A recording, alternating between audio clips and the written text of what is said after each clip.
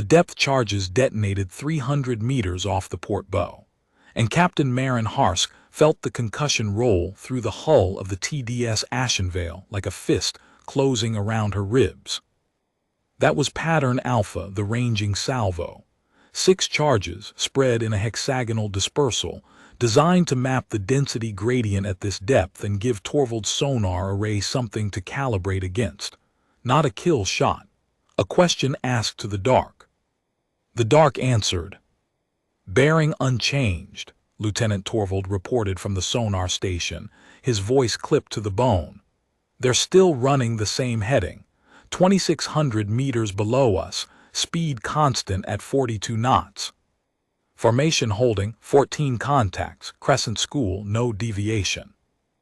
Harsk braced one hand against the overhead conduit and studied the tactical plot. The corridor spread before them in pale blue holographic contours, a gravitational trench in the Cephei's Nebula, 2,000 kilometers long, 1,400 meters wide at its narrowest choke point, carved by ancient stellar collapse into a single navigable lane through the nebula's otherwise impassable density layers. The Krythari Hive fleet had entered it 9 minutes ago. 14 vessels. 14 Hive-Ships built of fused chitin and harvested neutronium, each one a breeding cathedral 5 kilometers stem to stern, each one carrying enough bioordnance to strip a colony world to bedrock in 40 hours. They were running deep, diving into the gravitational trough of the corridor, the way a submarine dives beneath thermoclines, hiding in the density gradient where sensor returns scattered into meaningless noise, and conventional targeting solutions fell apart like wet paper. And the Ashenvale was hunting them alone. Reload tubes 1 through 6, Harsk said. Depth charges, pattern Kessler 4. Weapons Officer Chen repeated the order without inflection. Harsk heard the mechanical clatter of the autoloaders cycling beneath the deck plates, a sound that had become the heartbeat of this ship over the past 11 hours. A sound she'd trained on for 19 years, since her first posting as a junior weapons officer aboard the TDS Blackgate. A sound that meant, we are preparing to kill something that does not know we are here. 11 hours. That's how long this chase had been running. 11 hours since the Krythari swarm had burned through the Talvesi Compact's outer picket line. 412 warships rendered irrelevant by sheer overwhelming biomass and the hive mind's capacity to absorb losses that would shatter any conventional fleet's morale. 11 hours since Fleet Command had vectored the Ashenvale, the only Terran vessel within intercept range, to the only place the Hive fleet could go. This corridor. This trench. This narrow throat of twisted space-time, where the nebula's gravitational eddies channeled everything into a single navigable lane like water through a pipe. Ashenvale was a Halberd-class destroyer, 97 meters bow to stern, crew of 34. No fighter complement, no point defense grid worth mentioning against capital-scale bioordnance, no fleet behind her. What she had was speed, silence, and 184 depth charges racked in her ventral tubes, more area denial ordnance than any ship her size had a right to carry, because that was what Halberd-class destroyers were built for. Not fleet engagements, not broadside exchanges. Confined space denial. The ugly, claustrophobic work of killing things in the dark places where bigger ships couldn't go. And Marin Harsk, who had spent 19 years learning how to make those dark places into killing grounds. Sonar, give me a read on their formation geometry. I want relative positions, not just bearings. Torvald's fingers moved across his console with the controlled precision of a concert pianist playing a piece he'd performed 1,000 times. The holographic plot updated, 14 amber contacts spreading across the corridor floor in a loose crescent, the lead elements pushing forward while the trailing ships maintained a protective screen above and behind. Each contact pulsed with data, estimated mass, speed vector, bioresonance frequency, confidence rating. Classic Hive school formation, Torvald said. The big ones are in the center. I'm reading 4 breeding mothers, mass consistent with 5-kilometer cathedral-class bioforms. The escorts are thrall-class hunters, smaller, faster, between 800 and 1200 meters each. They're the ones running active bioresonance. Interval: every 42 seconds, consistent since we picked them up. The pulse propagates at approximately 900 meters per second through this density medium. Harsk did the math. 42 seconds between pulses, 900 meters per second propagation. The corridor was 1400 meters wide. That meant each pulse gave the hive mind a complete picture of everything within their horizontal plane in roughly 1.5 seconds. Comprehensive, detailed, enough to detect anything that produced a return signature larger than ambient noise. But the vertical resolution degraded rapidly above 400 meters due to the density gradient. The denser layers near the corridor floor acted like a thermal blanket, trapping and reflecting the bioresonance energy downward. Anything above that 400-meter threshold existed in a zone of diminishing returns where solid contacts blurred into ghost echoes. The Ashen Veil was running at 600 meters above the corridor floor, deliberately placed in the scatter zone. A calculated bet that the density gradient would turn her hull into just another ghost echo among dozens of natural ones. So far, the bet was holding. Helm, reduce speed to 12 knots. Minimum acoustic signature. 12 knots, aye. The engine note dropped from a controlled hum to a whisper that was more felt than heard. Harsk felt the ship settle into a slower rhythm, the vibration in the deck plates fading until it was almost imperceptible, until the loudest sound on the bridge was Torvald's breathing and the soft click of Chen's fingers on his weapon's console. At 12 knots, the Ashen Veil's acoustic profile dropped below the ambient noise floor of the nebula's gravitational currents. She became, for practical purposes, indistinguishable from the natural density fluctuations that rippled through the corridor every few minutes. Invisible, silent, patient. The problem was that 12 knots was less than a third of the Hive fleet's speed. They were pulling ahead, opening the distance at 30 knots, which translated to roughly 33 kilometers every minute. In another 20 minutes, they'd be beyond effective engagement range for anything the Ashen Veil could deploy at this speed. Distance to the Kelvin drop choke point. Navigation Officer Yashida answered from her station. 840 kilometers at current heading. At their speed, 42 knots sustained, they'll reach the throat in approximately 47 minutes. And at our speed, 12 knots puts us there 19 minutes after them, Captain. 19 minutes. In corridor warfare, 19 minutes was an eternity. If the Hive fleet cleared the Kelvin drop choke point and reached open space on the far side, the exit that opened directly toward the Talvesi Compact's inner systems, they would scatter into divergent vectors that no single ship could cover. They'd hit Talvesi Prime within 3 days. 6 billion souls, 9 major population centers, an entire civilization that had existed for 4,000 years, ended in 40 hours of bioordnance bombardment. Harsk let that number sit in the air. 6 billion. Then she set it aside because numbers that large stopped being motivational and started being paralyzing, and paralysis was the one thing she could not afford. We don't let them through, she said. Not bravado, logistics. A statement of the problem's only acceptable solution. She turned to Yashida. The corridor narrows at the Kelvin drop, that gravitational shelf formation. How narrow? 912 meters at the tightest point, Captain. The corridor walls compress from both sides where the ancient collapse pinched the navigable space. Floor drops another 800 meters on the far side of the shelf, a density abyss where nothing can hold formation. And above the main corridor, the secondary channel we mapped during approach, the upper channel, tell me about it. Yashida's fingers flew across the nav console, pulling up the survey data the Ashen Veil had gathered during her initial approach to the corridor 12 hours ago. The upper channel runs parallel to the main corridor but approximately 400 meters higher, separated by a thick density layer. It's narrower, 600 meters wide and rougher. Gravitational eddies, lateral shearing. Not rated for sustained high-speed transit in a ship this size, but it's shorter.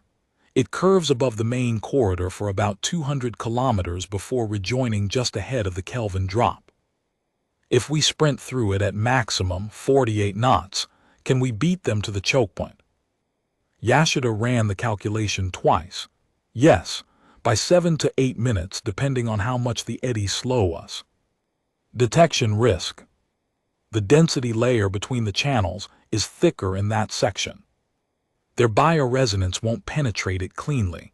We'd show up as, at most, a diffuse anomaly if they pulse while we're directly overhead. At 48 knots, we'd be through the overlap zone in under 4 minutes. Harsk made her decision in 2 seconds. She'd made it truthfully the moment Yasuda said 7 to 8 minutes. 7 minutes of positional advantage at a choke point was worth any risk of detection during transit. Helm, come to heading 047, up angle 15 degrees. Take us into the upper channel. All ahead flank 48 knots. The ashen veil surged. The acceleration pressed Harsk's boots into the deck as the engine spun from whisper to controlled roar. The ship climbed, nose angling upward, threading toward the density layer that separated the main corridor from the secondary channel above it. Crossing the transition layer in 11 seconds, Yasuda called. We'll be exposed during the crossing, no scatter coverage in the transition zone. Torvald, next bioresonance pulse. 14 seconds from mark. 11 seconds to cross. 14 seconds until the next pulse. 3 seconds of margin. If the Krythari pulsed early, if the hive mind's collective rhythm shifted by even 4 seconds, the ashen veil would be painted clear as a beacon in the transition zone. No scatter, no ghost echoes, just a 97-meter hull with a density signature that screamed artificial. The seconds crawled. Harsk didn't breathe. The hull groaned. Pressure differentials shifted across the bow as the ship pushed through thickening density. The environmental display flickered thinner, then suddenly thick again as they punched through the transition layer and into the upper channel. In the channel, Yasuda confirmed, scatter coverage restored. Their pulse. Torvald watched his board with absolute focus. Pulse. Now, a pause that lasted 2 heartbeats. No change in formation, no deviation, no increase in pulse frequency. They didn't see us. Harsk allowed herself one slow breath. Then she moved to the plotting table and began laying out her attack geometry with the cold, methodical precision of someone solving a mathematics problem, where the variables were measured in gigatons of biological weapon mass, and the answer was measured in lives. The Kelvin drop, a gravitational shelf, a sudden narrowing where ancient stellar collapse had pinched the navigable corridor into a throat barely 900 meters across. Below the shelf, the floor plunged into a density abyss where the gravitational gradient became so extreme that nothing larger than a shuttle could maintain structural integrity. The Hive fleet would have to compress. All 14 ships, each one between 800 meters and 5 kilometers long, squeezing through a gap that could barely fit 4 abreast. That compression was where they died. Chen, total depth charge inventory. 178 charges remaining, Captain. Full warload minus the 6 from pattern alpha. I need a saturation coverage calculation. A 900-meter horizontal band, 400 meters of vertical depth, charges configured in overlapping detonation groups for maximum pressure front coverage. How many charges per pattern? Chen worked the numbers with focused intensity. 36 charges per saturation pattern, Captain. Detonation linked in groups of 4. Each group's simultaneous blast creates a single amplified pressure front. 9 groups per pattern, staggered vertically and horizontally to create overlapping kill zones with no gaps larger than 60 meters. And if I want 3 patterns laid in sequence, depth of 500 meters total, each separated by 200 meters. 108 charges for the three-wall configuration. Leaves 70 remaining in reserve. Harsk studied the geometry on the plot. 3 walls of depth charges, each covering the full width and height of the chokepoint throat, each 200 meters behind the last. Anything pushing through the first wall would immediately enter the second. Anything surviving the second would hit the third. "I want them pre-positioned," Harsk said, "laid before the Hive fleet arrives. Not fired at targets deployed as a static denial barrier, a minefield." Chen looked up. "Captain, depth charges aren't mines. They're on proximity fuses or timed detonation. If we lay them too early, the fuse timers will reconfigure the fuses. Delayed arming window, 4 minutes after deployment, they switch from inert to proximity active. Detonation trigger, any mass exceeding 50 metric tons passing within 100 meters of the charge casing." Chen processed that. "That's within the weapon's capability, Captain. The proximity fuse hardware supports custom threshold programming, but this configuration has never been field tested. No one has ever used depth charges as a prepositioned corridor denial system. No one has ever fought a Hive fleet in a gravitational corridor with a single destroyer, Lieutenant. We're writing the doctrine tonight. Reconfigure all 108 charges for delayed arm proximity detonation. I want them ready for deployment in 4 minutes. Aye, Captain. Reconfiguring fuse protocols now." Chen's hands moved across his console with urgent efficiency. Behind him, the autoloader systems hummed as they began the reconfiguration sequence, reprogramming each charge's fuse module from its standard time detonation setting to the custom proximity protocol Harsk had specified. It was technically within the weapon's parameters. The hardware supported it. But no training manual, no tactical doctrine, no war college simulation had ever suggested using depth charges this way. Because no training manual had ever imagined this scenario. The Ashenvale ran through the upper channel at 48 knots, her hull groaning under the sustained speed. The channel was rougher than the main corridor. Gravitational eddies tugged at the ship in unpredictable bursts, lateral forces that sent tremors through the superstructure and made the inertial dampeners work overtime. Twice, the dampeners flared hard to compensate for sudden shearing forces that tried to push the ship sideways into the channel wall. Each flare drew a sharp gasp from someone on the bridge, a sound quickly smothered, because Captain Harsk didn't run a bridge where anyone gasped twice. 23 minutes. That's how long the sprint lasted. 23 minutes of running blind and fast through a channel no ship her size was rated for, pushing the hull stress margins to 91% of their design limit, with nothing between her crew and the Hive fleet below except a density layer, and the thin hope that 48 knots of engine noise wouldn't propagate through the transition layer clearly enough to register as anything but natural turbulence. At the 7-minute mark, a lateral eddy caught the Ashenvale's port stabilizer and threw the ship sideways by 3 meters in under a second. Chen's coffee, the last cup from the bridge dispenser, launched from his console and shattered against the starboard bulkhead. Nobody commented. Nobody cleaned it up.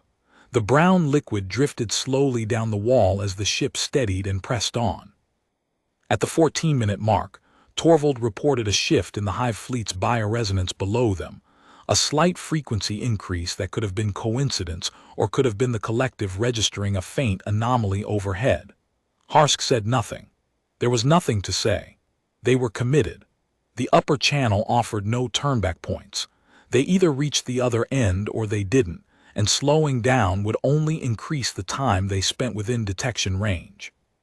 23 minutes of the hull creaking in ways that Harsk had never heard outside of damage control training simulations. 23 minutes of absolute focus from 34 people who understood, without being told, that the next hour would determine whether 6 billion civilians lived or died. Then Yashida said the words Harsk had been counting seconds toward. Approaching Kelvin drop, upper channel terminus in 600 meters. The choke point is directly below us. All stop, drift in on residual momentum, zero acoustic output. The engines died. The ashen veil coasted forward in eerie silence, velocity bleeding away as drag from the density medium slowly killed their momentum. The hull creaked twice more, settling noises, the structural members relaxing after 23 minutes of sustained stress. Harsk moved to the sonar station and stood behind Torvald's shoulder. Where are they? Main corridor, 412 kilometers behind the choke point. Speed unchanged at 42 knots. He checked his calculation. At current speed, they'll reach the throat in 9 minutes, 40 seconds. 9 minutes. Harsk had 9 minutes to turn this choke point into the deadliest 900 meters in the history of confined space warfare. Chen, status on charge reconfiguration. All 108 charges reconfigured. Delayed arm proximity fuses programmed. Ready for deployment on your order. Begin laying pattern 1. 36 charges across the mouth of the choke point, upper, middle, and lower band, full 900-meter width. I want the first wall positioned exactly at the point where the corridor narrows to its minimum. Go. The ship trembled as the first depth charges launched from the ventral tubes. Not the violent kick of combat deployment. A gentle pneumatic push that sent each spherical charge drifting downward through the density transition layer, sinking toward the corridor floor at a controlled rate. Each charge settled into the gravitational gradient and hung there, suspended in the density differential like a ball bearing floating in syrup. Inert. Invisible. No power emissions, no thermal signature, no acoustic output. Indistinguishable from the natural density pockets that formed and dissolved throughout the corridor every few seconds. One by one, then in clusters of 4, timed to separate as they fell, then in rapid strings of 12, spreading as they descended to cover the full width of the throat. Harsk watched the plot as each charge reported its final position via a single low-frequency pulse, one chirp, then silence. The blue dots accumulated across the choke point in a 3-dimensional web. A wall of dormant ordnance covering 900 meters of width and 400 meters of depth, 36 spheres hanging invisible in the dark. Pattern 1 laid, Chen confirmed. Deploying pattern 2, 200 meters behind the first wall. Staggered vertical offset so anything that slips between pattern 1's kill zones enters pattern 2's center mass. Pattern 3 goes 300 meters behind pattern 2. Total kill depth of 500 meters. Nothing enters that choke point and exits the other side intact. The charges kept launching. The hull vibrated with each release, a rhythmic thump-thump-thump from the pneumatic launchers, a sound felt more than heard, settling into Harsk's chest like a second heartbeat. Behind her, she could hear the autoloaders cycling, the clatter of the next charge sliding into the tube, the hiss of the pneumatic reservoir pressurizing, the solid click of the tube seal locking. 108 times. 108 charges, laid in sequence across 500 meters of choke point depth. Each one settling into its designated position, arming itself 4 minutes after deployment, waiting for something massive to come close enough to trigger the proximity threshold. Total deployment complete, Chen reported. 108 charges across 3 patterns, 70 charges remaining in reserve. 46 for the reserve tubes and 24 in the secondary magazine. Correct, Captain. Load 46 into the forward tubes. Manual fire configuration, command-triggered detonation, no proximity. I want to fire them directly if anything pushes through all 3 walls. Aye. Sonar contact update, Torvald cut in, his voice sharpening. Hive fleet closing. 612 kilometers to the choke point. Speed. Captain, they're accelerating. 47 knots. 51, now 53. Harsk's jaw tightened. They're sprinting for the exit. Bioresonance frequency has increased. Pulses every 31 seconds instead of 42. and the waveform amplitude has increased by 18%. They're scanning harder. They know the corridor narrows ahead. Instinct. Push through constrictions fast, its prey behavior coded into the hive mind's deep pattern routines. They sense the funnel and their biology tells them speed equals survival. Or they detected our charge deployment, Torvald said carefully. Harsk considered it. 108 pneumatic launches, each producing a soft acoustic signature. The density layer between the upper channel and the main corridor would attenuate the sound significantly. At 600 kilometers of distance, through that density medium, the deployment noise would register as what? A faint rhythmic anomaly buried in the corridor's natural gravitational gurgling. They didn't detect us, Harsk said.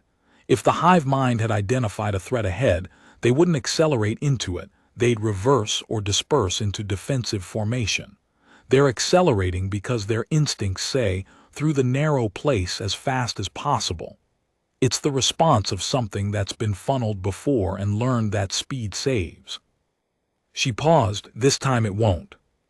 The minutes bled away in silence.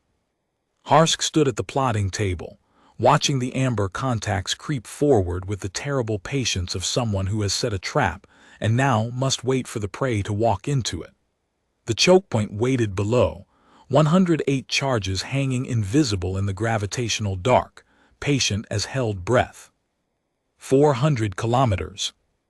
Harsk pulled up the corridor acoustics on her personal display and routed them through the bridge speakers at minimal volume. At this distance, the sonar array could render the hive fleet's collective presence as sound, a low, rolling rumble that pulsed every 31 seconds, like something vast and alive breathing in its sleep. The bioresonance of 14 living ships, each one housing millions of organisms in perfect collective coordination. A civilization that moved as one, that thought as one, that consumed worlds as one. 300 kilometers, formation tightening. They're compressing for the choke point, lead elements pulling within 1,200 meters of each other. The mothers are drawing the escorts in. Expected geometry, Harsk murmured. Schooling behavior.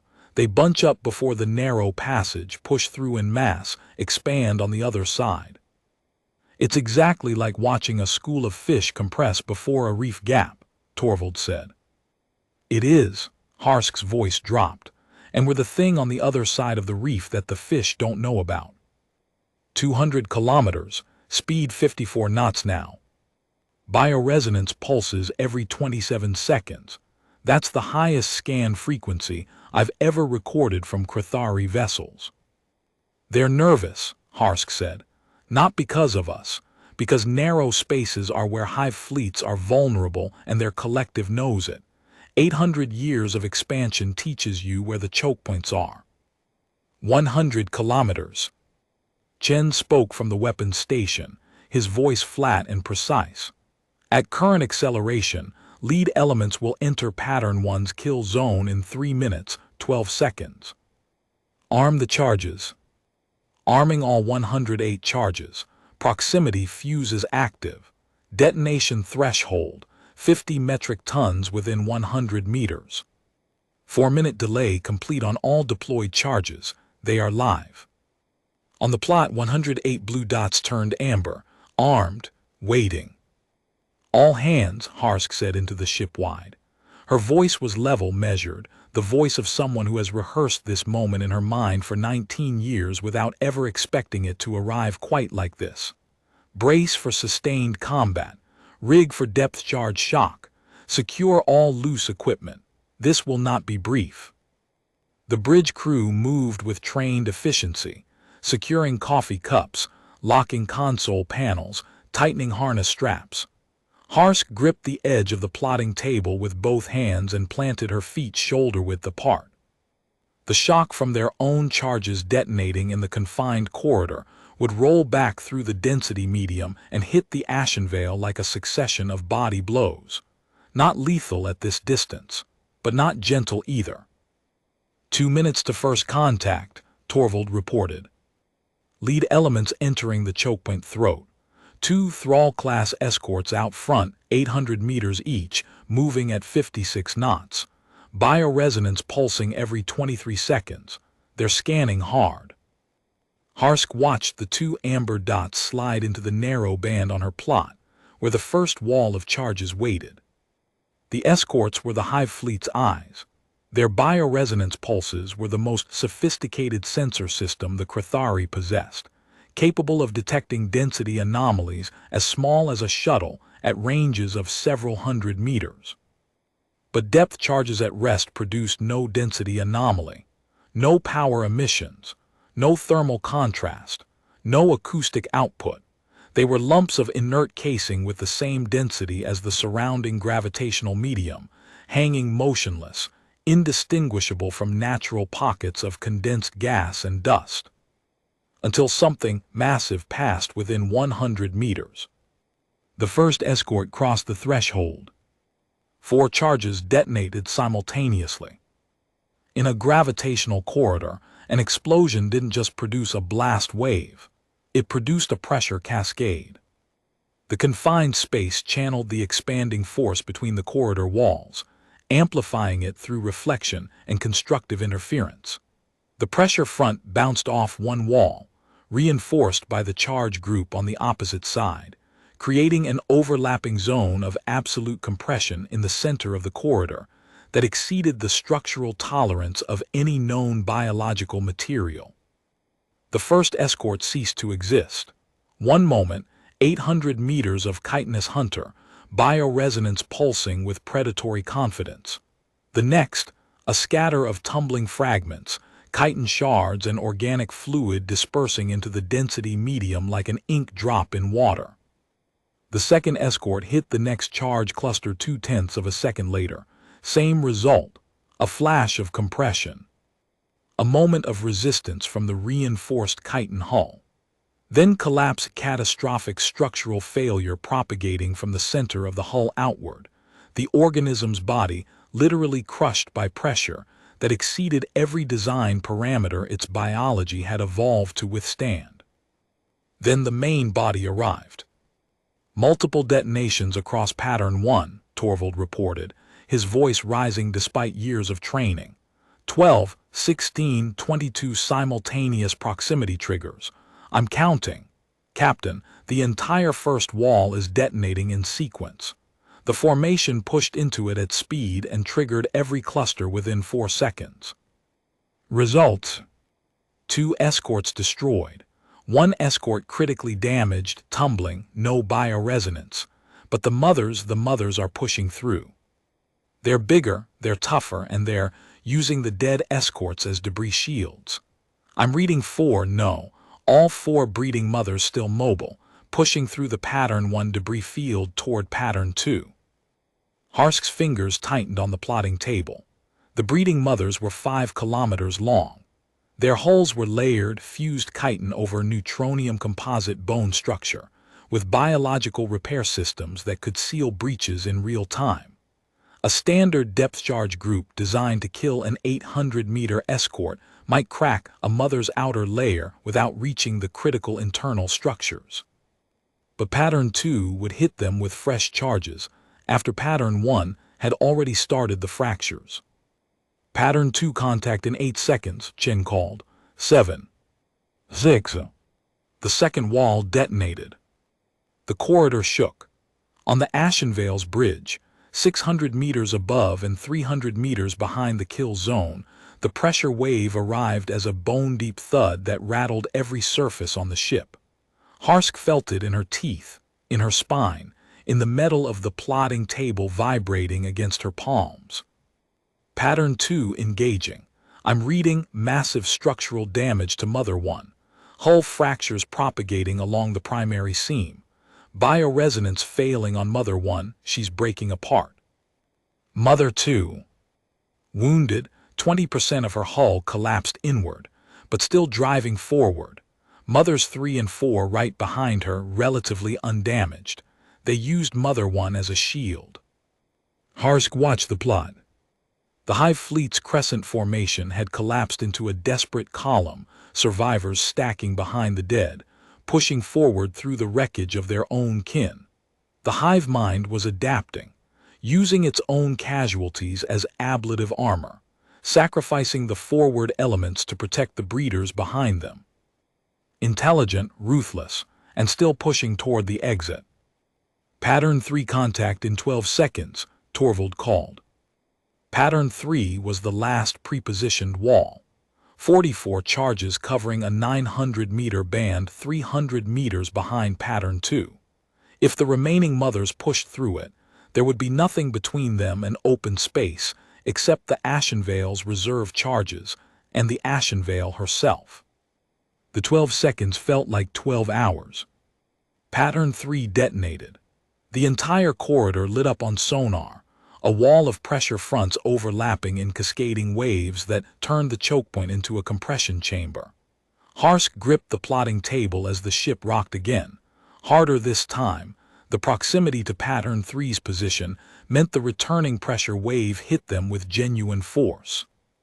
Mother 2 destroyed, Torvald reported. Hull breach total, she's in 3 pieces. Mother 3 damaged. Significant hull fractures along the ventral surface. Speed reduced to 18 knots. She's still moving, but barely. Mother 4. A pause. Through. Mother 4 is through Pattern 3. She used Mother 3 as cover during the detonation sequence. Minor damage only. Outer chitin layer cracked, but inner structure appears intact. She's accelerating on the far side. 1 mother through. 1 wounded mother limping. And behind them in the kill zone, 2 destroyed escorts, 2 destroyed mothers, 1 dying mother, and 1 crippled mother bleeding bioluminescent fluid into the corridor like a gutted whale. But 1 intact breeder pushing through the chokepoint toward open space, and Talvesi Prime was still 1 breeder too many. What about the rear elements? 6 contacts have reversed course, breaking off at maximum speed, heading back up the corridor toward the entry point. 4 Thrall-class escorts and 2 smaller breeding mothers, rear guard elements that never committed to the push. 6 running. 8 dead or dying in the chokepoint, 1 through and heading for the exit. Not good enough. Harsk's mind ran the calculation with brutal clarity. 1 intact breeding mother in open space on the far side of the corridor meant 1 organism capable of dispersing 27 billion bioordnance spores across Talvesi Prime's atmosphere in a single pass. The Talvesi had no biodefense grid capable of intercepting that volume. Their population centers had no hardened shelters rated for biowarfare contamination. 1 mother was enough. 1 was the number that turned victory into 6 billion dead, and the corridor held for nothing. She would not allow that number to stand. Helm, take us down. Full combat dive. I want us at the exit of the choke point in 90 seconds. All ahead emergency. The helmsman's hands trembled on the control yoke. Captain, we'll be in direct line of sight when we break through the density layer. That mother is 5 kilometers long and she's wounded.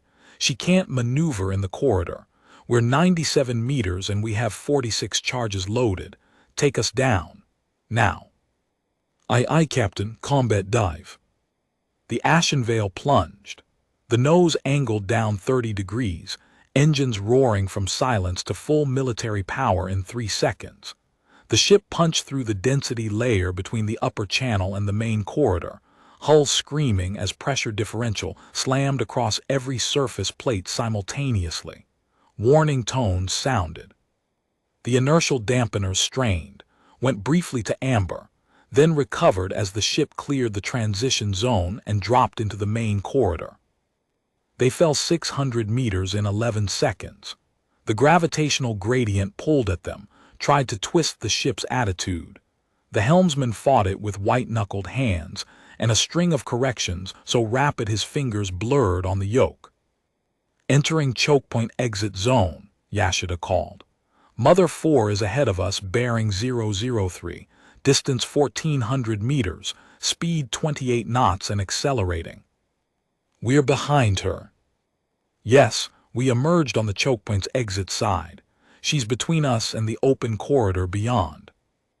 Harsk's eyes narrowed. Mother 4 was heading away from them toward open space, toward Talvesi Prime. The Ashen Veil was behind her, inside the chokepoint exit, with 46 depth charges loaded. The Mother was faster in a straight line. In open corridor, she'd outrun them. But right now, in the immediate aftermath of the kill zone, with debris scattered across the corridor and the density medium still roiling from 108 detonations, the Mother was threading wreckage. Slower, distracted, her bioresonance pulsing at maximum frequency as the hive mind tried to process what had just happened to 2/3 of its fleet. Helm all ahead flank, close the distance. The Ashen Veil surged forward, engines at full military power. The vibration hammered through the deck plates, a deep, shaking roar that told Harsk they were pushing the hull stress margins again. At 48 knots in a corridor still echoing with pressure waves from the minefield detonations, the structural load on the ship was immense. 1,200 meters, 1,100, 1,000. Chen depth charges, full salvo all 46 rounds, manual fire command detonation. 46 charges ready, tubes 1 through 46 loaded, firing solution. Captain, she's directly ahead. Will be firing charges up the corridor toward her. They'll need to travel 800 meters before reaching proximity range. That's why their command detonated, not proximity. I'll call the trigger. Understood. Ready on your order. 800 meters, 700. On the sonar display, Mother 4 was a massive amber contact. 5 kilometers of wounded Hive-Ship, trailing bioluminescent fluid from cracks in her outer hull, her bioresonance pulsing with frantic intensity. The hive mind knew the Ashen Veil was behind her now. The destroyer's engines at full power produced enough acoustic signature to register clearly at this range. The Mother was trying to accelerate, trying to pull away. But the corridor was still choked with debris from her sister ships, and her damaged hull was creating drag in the density medium that a healthy vessel wouldn't experience. 600 meters. The Mother's bioresonance was screaming now, a rapid, pulsating frequency that Harsk could feel through the deck plates even without routing it through the speakers. The hive mind knew something was behind it, knew something was closing. 400 billion collective organisms spanning 11 hive clusters had just lost 9 ships in under 3 minutes, and the survivors' shared consciousness was flooding with a single overriding imperative. Escape, escape, escape. 500 meters. She's trying to accelerate, but the hull damage is creating asymmetric drag. She's yawing 12 degrees off center. 12 degrees of yaw in a 900-meter corridor meant the Mother's bow was angling toward the corridor wall. She was running scared and losing control. In another 30 seconds, she'd either correct or ground herself against the gravitational boundary. Harsk didn't intend to give her 30 seconds. Fire, Harsk said. The Ashen Veil's tubes erupted. 46 depth charges launched in a single devastating salvo, arcing forward through the corridor in a spreading fan pattern. They didn't drift gently this time. They were propelled at full pneumatic force, accelerating to nearly 100 meters per second before their momentum began to fade. 46 spheres of ordnance, spreading across the 900-meter corridor width, converging toward a 5-kilometer target that couldn't dodge, couldn't maneuver, couldn't hide. Harsk counted. At 100 meters per second, the charges would reach the Mother's position in approximately 6 seconds. 1, 2, 3. The Mother's bioresonance spiked, a single massive pulse, far more powerful than anything the Ashen Veil's sensors had recorded before. A hive mind scream, an awareness of death approaching. 4, 5. Detonate. The world went white on sonar. 46 depth charges detonating simultaneously in a 900-meter corridor produced a pressure event beyond classification. The gravitational walls contained the blast, reflected it, amplified it through constructive interference, until the compression wave exceeded the structural tolerance of neutronium composite bone by a factor of 9. The wave rolled forward, hit Mother 4 along her entire ventral surface, and kept going, bouncing between corridor walls in a crushing oscillation that lasted 4 full seconds. The ashen veil rocked. Harsk was thrown sideways into the plotting table, her ribs hit the metal edge and something cracked. She caught herself with one arm, vision swimming, ears ringing. The returning pressure wave from their own ordnance hit the ship's bow like a battering ram. Alarms screamed. The deck tilted 15 degrees as hydrodynamic forces clawed at the stern. Hull integrity, outer ablative layer compromised, sections 7 through 12. The damage control officer reported through the ringing in Harsk's ears. Inner hull intact, no breaches. Structural stress at 87%. Sonar, Harsk managed. Her voice was thin. She straightened, one arm pressed against her ribs. Report. Torvald pulled himself back into his seat. Blood ran from a cut on his forehead where he'd struck his console during the shock. He stared at his display. Captain. Report, Lieutenant. Mother 4 is gone, complete structural failure. I'm reading debris dispersal across a 2-kilometer zone, nothing larger than 40 meters. Bioresonance signal terminated. The hive mind connection to that organism has ceased. Silence on the bridge, the kind of silence that follows thunder. The 6 retreating contacts, Harsk asked. Still retreating. 900 kilometers back up the corridor, heading for the entrance at 62 knots maximum speed. They are not stopping. They are not turning back. Mother 3, the wounded one in the choke point. Bioresonance fading. She's in the kill zone debris field, structural integrity below 20%. She's dying, Captain, not a threat. Harsk stood still. Her ribs throbbed. Her hands were shaking. She pressed them flat against the plotting table until they stopped. 14 Hive-Ships had entered this corridor. She counted them on her fingers in her mind, the way her instructor at the War College had taught her. Count the kills, be certain. Pattern 1, 2 escorts destroyed, 1 escort crippled. Pattern 2, Mother 1 destroyed. Pattern 3, Mother 2 destroyed. Mother 3 mortally wounded. Final salvo, Mother 4 destroyed. 8 confirmed kills in the choke point, 2 of them 5-kilometer breeding cathedrals, plus Mother 3 dying in the wreckage. 9 destroyed or dying, 5 retreating, 4 escorts and 1 smaller mother. Secure from general quarters, Harsk said. Her voice was level now. The shaking had stopped. Damage control parties to sections 7 through 12. Helm, hold position at the choke point exit. Minimum power. Passive sonar on those retreating contacts. I want to know the moment they clear the corridor entrance. The bridge settled into post-combat quiet. The alarms were silenced. The emergency lighting shifted from red back to standard white. Someone, Harsk didn't see who, handed Torvald a pressure bandage for his forehead. The medic arrived 3 minutes later, a young woman named Patel who wrapped Harsk's ribs with practiced efficiency and said nothing about the captain remaining on the bridge instead of reporting to the medical bay. Harsk thanked her with a nod and returned her attention to the passive sonar display. It was 47 minutes before the retreating contacts cleared the corridor entrance and disappeared into the open nebula. 47 minutes during which the ashen veil drifted at the exit of the Kelvin drop choke point, surrounded by the slowly expanding debris field of 9 destroyed Hive-Ships, her hull scarred and her captain breathing carefully around cracked ribs that Patel had confirmed with a portable scanner. And during all 47 of those minutes, Torvald reported the same thing every 5 minutes. The retreating contacts are still broadcasting the altered bioresonance frequency. Low amplitude, 90-second intervals. It's not a scan pulse. It's... What is it?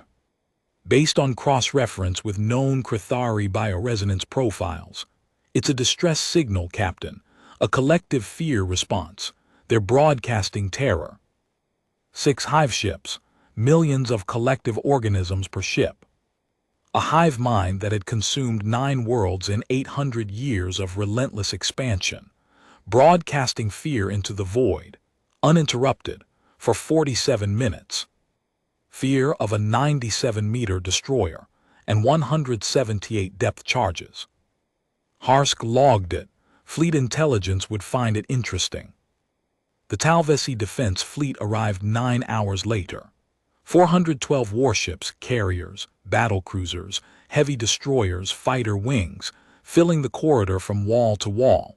Formation lights blazing, weapons hot, sensor arrays sweeping every cubic meter as if the battle might still be in progress. They found the Ashen Veil at station keeping, 100 meters above the debris field. Her ablative layer was stripped across a quarter of her hull. Thermal stress marks ran along the bow. Her captain was sitting in her chair with her left arm held carefully still against her side. Fleet Senior Krythari Hive came aboard. He was tall, angular, violet-skinned, with the triple-lidded eyes of the Talvesi species, and a uniform so immaculate it seemed to exist in a separate reality from the Ashen Veil's battered corridors. He stood on the bridge, all 12 meters of it, barely larger than a Talvesi officer's personal quarters. He looked at the sonar station with its single operator's chair and the hand-worn edges of Torvald's console. He looked at the weapons console where Chen had reprogrammed 60-year-old fuse protocols in 4 minutes to create a weapons configuration that no doctrine had ever imagined. He looked at the plotting table, a physical table, not even a holographic projection pedestal, where Harsk's fingers had gripped hard enough during the final salvo to leave visible marks in the metal surface coating. He looked at the captain's chair, narrow and unpadded, with the scuff on the right armrest where a body had been thrown sideways by the pressure wave. "Captain Harsk," he said. His voice was steady, but his third eyelid was flickering, the Talvesi autonomic response to extreme emotional processing. "We received your after-action burst. 14 Hive-Ships engaged, 9 destroyed, 5 routed." "That is correct, Fleet Senior." "With depth charges?" "Yes." 1 ship, 34 crew. 178 depth charges. 178 depth charges and a choke point, Fleet Senior. The geography did most of the work. Krythari Hive's third eyelid flickered 4 times in rapid succession. "Captain, the Krythari Hive fleet you engaged represented the largest single swarm deployment against the Talvesi Compact in 800 years. Our defense fleet was out of position by 11 hours. We calculated no probability of interception, because interception by a single destroyer was not a scenario our modeling considered possible." Harsk said nothing. "How?" he asked. The diplomatic formality had fallen away. "How does this happen?" Harsk thought about the answer for a long moment, about the 11 hours of tracking, the sprint through the upper channel, the prepositioned minefield, the final pursuit, the command detonation salvo that had cracked her rib and ended a 5-kilometer breeding cathedral. "We depth-charge the corridor," she said. "It's what destroyers do." Krythari Hive stared at her. His third eyelid stopped flickering. The stillness was worse. Krythari Hive processed her words. His gaze moved across the bridge one more time, the narrow corridors, the utilitarian surfaces, the 34 crew stations packed into a space that a Talvesi design philosophy would have allocated to perhaps 8 operators. Everything about this ship was compressed, efficient, built for exactly one purpose and stripped of everything that didn't serve it. "You have 471 of these ships," he said quietly. "These Halberd-class destroyers. That is a matter of public record. Each carrying 180 depth charges. Standard loadout. And this configuration, this corridor denial technique, is it new?" Harsk met his gaze with absolute calm. "That information is classified, Fleet Senior. You're welcome to submit a request through diplomatic channels." The silence between them lasted 6 seconds. Then Krythari Hive nodded, a single controlled movement, and returned to his flagship. His report to the Talvesi High Council contained 147 pages of tactical analysis. Only 7 council members were ever cleared to read it. But the single-sentence summary that leaked to the Compact's defense establishment was enough to restructure their entire strategic doctrine. Do not engage human destroyers in confined environments under any circumstances. 6 months later, the Krythari Swarm Intelligence formally requested a non-aggression treaty with the Terran Defense Service. Negotiations lasted 4 days. The Krythari made no demands, asked no concessions, accepted every human term without modification. The Talvesi diplomatic observer asked the Hive ambassador why, after 800 years, after 9 consumed worlds, after deploying swarm forces that no power in the sector had ever turned back. The Hive ambassador's bioresonance shifted to a frequency the Talvesi had heard only once before. The same frequency 6 Hive-Ships had broadcast for 47 uninterrupted minutes while fleeing through the Sethai's corridor. "One ship," the ambassador said, "one ship in the narrow place. We will not enter another." On the TDS Ashenvale, running a routine patrol in a different sector, Captain Harsk received the treaty notice by standard dispatch. She read it, nodded once, returned to her duty log. Under current tasking, she had written, "Patrol, standard depth charge loadout. All quiet." 470 other Halberd-class destroyers were doing exactly the same thing, in exactly the same way, across 470 other corridors and trenches and narrow places throughout known space. Each one carrying 180 depth charges. Each one crewed by 34 people. Each one 97 meters of hull and silence. The Krythari threat registry, spanning 11 hive clusters, 400 billion collective organisms, 800 years of unbroken expansion, now contained a classification that had never existed before the night in the Sethai's corridor. Not a fleet, not a battle group, not a superweapon. A new category entirely. The thing that waits in the narrow places. 471 of them, deployed across known space. Patient, silent, carrying the simplest weapon in the Terran arsenal. And every one of them crewed by someone who understood what Marin Harsk had understood, that the corridor was the weapon, the depth charge was the key, and the only thing you needed to kill a god was a narrow doorway and the will to lock it shut behind you.